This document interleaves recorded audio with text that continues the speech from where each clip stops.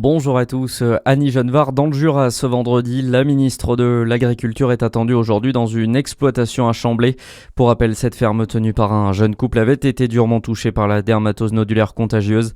Près de 71 bêtes avaient notamment été abattues. La ministre viendra échanger sur les mesures d'accompagnement et les perspectives d'avenir. Une campagne de revaccination est notamment prévue prochainement en Bourgogne-Franche-Comté alors qu'aucun cas n'a été déclaré depuis un mois. Les aveux après cette découverte macabre en Haute-Saône. En début de semaine, 2 nourrissons ont été retrouvés morts dans un congélateur. La mère de famille a été interpellée en région parisienne dans la nuit de mardi à mercredi. Après 3 auditions, elle a finalement reconnu les faits. Elle a été placée en garde à vue pour meurtre sur mineur de moins de 15 ans, a indiqué hier le procureur de la République de Besançon. Les autopsies des 2 bébés seront réalisées aujourd'hui pour préciser les circonstances et la date du décès. Une série d'interdictions entre en vigueur ce week-end en Saône-et-Loire. La préfecture a pris un arrêté pour interdire un rassemblement automobile clandestin prévu dans le département, événement largement relayé sur les réseaux sociaux. La vente et transport de combustible domestique est également interdite. C'est le cas aussi pour la détention, le transport et l'usage d'artifices de divertissement. Les 3 arrêtés entreront en vigueur ce soir à 17h jusqu'à lundi 8h.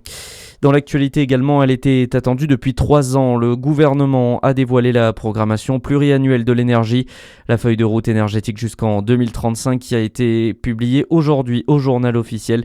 L'exécutif prévoit un plan ambitieux de relance de la consommation électrique en favorisant l'usage d'une électricité décarbonée, notamment d'origine nucléaire. Ce document prévoit également une accélération pour l'éolien en mer. Après avoir été repoussé à 2 reprises, cette fois ça y est, le départ de Sophie Adno vers la station spatiale internationale prévu initialement mercredi aura finalement bien lieu aujourd'hui. 2 reports qui n'ont pas entravé l'enthousiasme de la Française qui en rêve depuis 30 ans. Sophie Adno sera la 11e Française à partir dans l'espace, succédant notamment à Thomas Pesquet, mais seulement la 2e femme près de 30 ans après Claudie Héniré.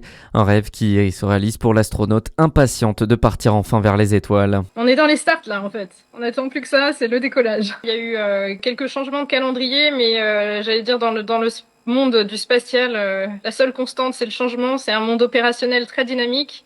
On est préparé à ça. L'équipage est en grande forme. Il n'y a plus qu'à y aller. C'était un rêve, mais c'était un rêve très lointain. J'imaginais même pas que ça allait être atteignable. Le décollage de Claudie Héniré, j'avais 14 ans. En fait, c'était le déclic pour moi. Et donc, la préparation, pour moi, ça a duré 29 ans, quoi. 30 ans de préparation, 30 ans de travail, j'allais dire parfois acharné.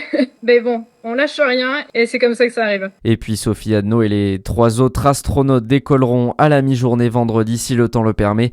Ils partiront en direction de l'ISS pour une mission de 9 mois. À suivre la météo sur Fréquence Plus.